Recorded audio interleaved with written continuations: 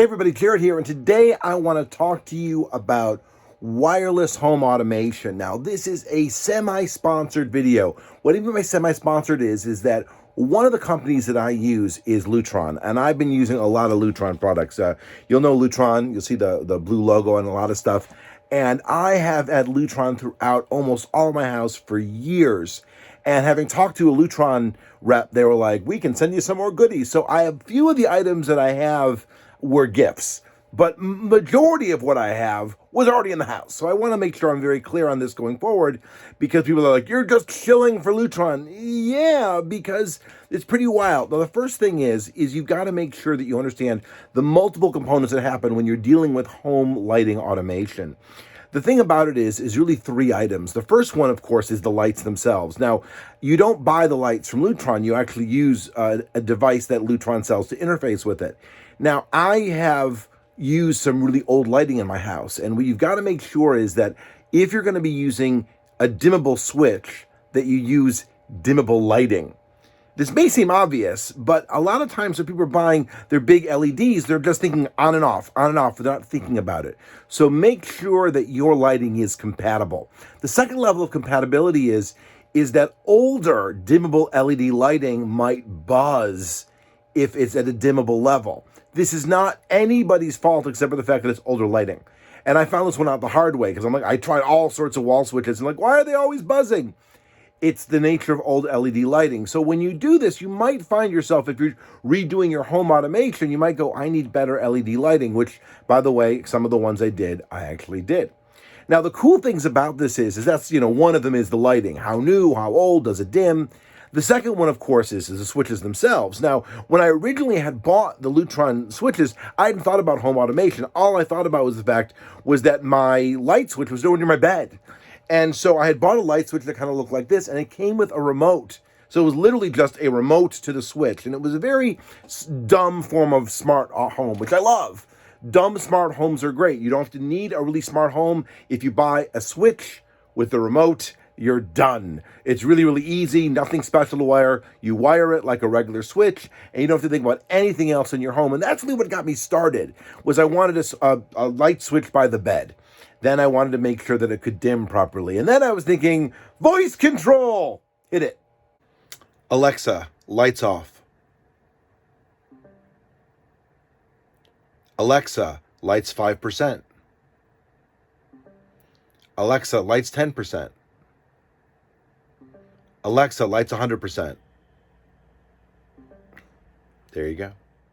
And the voice control is fun. I'm not going to lie. I love voice control. But voice control really is about making sure that you're set up into your network. Uh-oh, now you got set up to your network.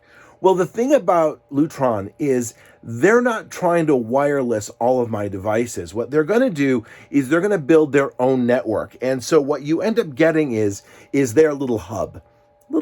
And if you'll notice, it's wired, which is really nice. A lot of people want to make sure that their home devices are wired because they want an extra level of security. If this is wired, that's going to be a little bit harder to hack, a little bit harder to deal with, and a little bit more secure. So this gets wired into my network, and then all of the devices talk to this box, which again isolates everything, which is really nice. Now, the cool part is that all the devices talk to this talks to the internet talks to she who shall not be named, Alexa, and this way I can do all of my voice controls in the house, and I can set up all my home automation. But my house is too big. Well, that's all right. They give repeaters. So if my house is bigger than this will reach, I can actually put these in the house as well, which will extend the range to make sure that the isolated Lutron network is seen all by itself.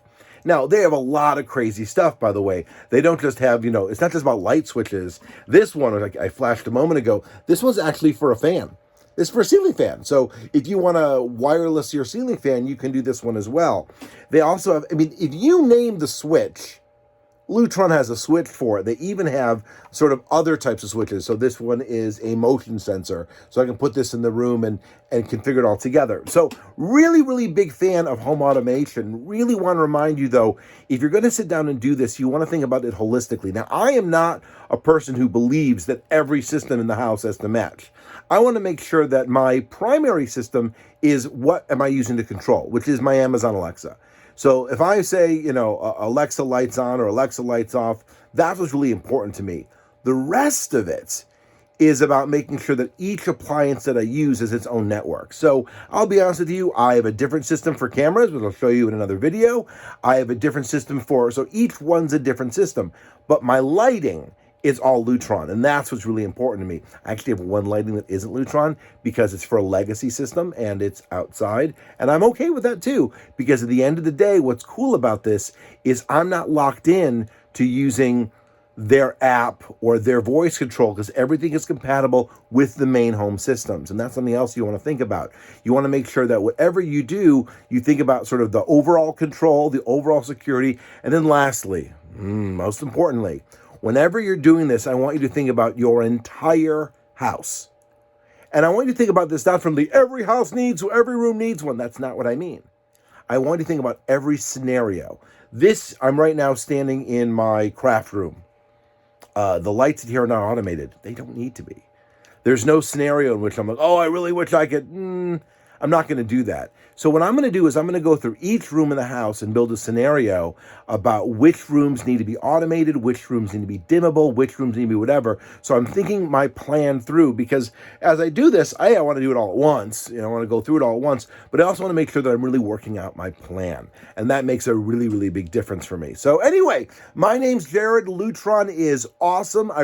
You can pick it up in almost every hardware supply store that you go to, but do check out their entire catalog, because the moment you look at every single component, you're going to like, oh, I could do that too. And most people just think about turning their lights on and off, and there's a lot more to it than that. Anyway, thanks. I'm Jared. See you in the next video. We'll talk about cameras. And as always, please be sure to like, subscribe, and follow. Ooh, and share. Like, subscribe, follow, and share. Ooh, and comment. Like, subscribe, share, follow, and comment. Yeah, that's right. Do it all. Thank you.